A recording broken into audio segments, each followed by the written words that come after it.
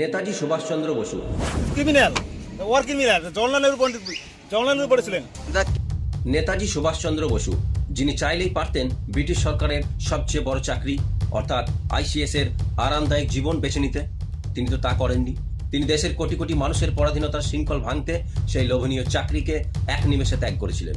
College জীবন থেকে যা শিরায় বইত স্বাধীনতার আগুন, সেই মানুষটিকে আজ ছোট করা হচ্ছে। যিনি কংগ্রেস থেকে ফরওয়ার্ড ব্লক এবং পরবর্তীকালে আজাদ হিন্দ ফৌজ গড়ে তুলে বিশ্বজুড়ে ভারতকে মাথা উঁচু করে দাঁড়াতে শিখিয়েছিলেন, সেই মানুষটিকে আজ ছোট করা হচ্ছে। আমরা অস্বীকার করছি না, কোচবিহারের রাজা মহারাজার ওনাদের আঞ্চলিক ভূমিকা থাকতেই পারে, কিন্তু সেই আঞ্চলিক সংকীর্ণতায় মেতে উঠে কিছু মানুষ যখন এই মহান দেশনায়কের আত্মত্যাগ ও অবদানকে অস্বীকার করে, ছোট করে, তখন তা গোটা জাতির জন্য লজ্জা। কি বলছে এটা শুনুন। Netaji criminal war criminal Jawaharlal Nehru পড়েছিলেন। দাদা কেন গ্রেপ্তার করা হয়েছে দাদা? আমরা সত্য কথা বলেছি নেতাজি নিয়ে, এই জন্য বলেছে। মানে কি সত্য কথা? নেতাজি দেশের স্বাধীনতার নায়ক হচ্ছে মহারাজা জগদীবেন্দ্র ভূপ বাহাদুর, এই জন্য গ্রেপ্তার করা। পিন্টু কি বলো? নেতাজি তো ইস এ ওয়ার ক্রিমিনাল।